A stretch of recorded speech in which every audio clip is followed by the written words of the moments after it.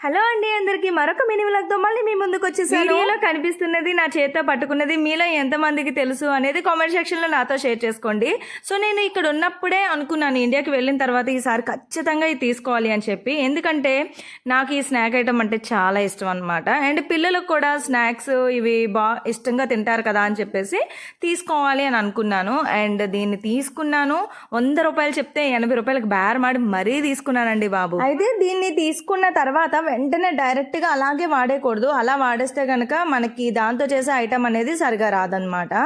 So దాన్ని డైరెక్ట్గా వాడేయకుండా మనం ఆల్రెడీ ఏదైనా డీప్ ఫ్రైస్ కానివ్వండి, ఇంట్లో ఏదైనా వండుతున్నప్పుడు కానివ్వండి, ఆ మరుగుతున్న ఆయిల్లో పెట్టాలన్నమాట. లాస్ట్ టైం పకోడీ చేసినప్పుడు ఆల్రెడీ ఆయిల్లో ఉంచాను. అండ్ ఈసారి జంతికలు వేస్తున్నాను పిల్లల కోసం. ఈ జంతికలు వండే అంతసేపు కూడా దాన్ని ఆయిల్లో ఉంచాను అనమాట. అంటే జంతిక వేసేటప్పుడు మాత్రం తీసేయాలి కాసేపు, ఎందుకంటే దానికి అంటుకుపోద్ది కదా అని చెప్పేసి.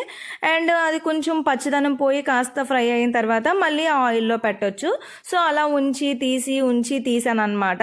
అండ్ దీంతో చేసిన ఐటమ్ ఇలా చేయడం వల్ల బాగా వచ్చిందా లేదా, ఎలా వచ్చాయి అనేది నెక్స్ట్ షార్ట్లో నేను మీతో షేర్ చేసుకుంటాను. ఇంతకీ ఈ వీడియో మీకు నచ్చిందా? నచ్చితే కనుక లైక్ చేయండి. మరిన్ని మంచి వీడియోస్ కోసం సబ్స్క్రైబ్ చేసుకోవడం మర్చిపోవద్దు. Bye bye.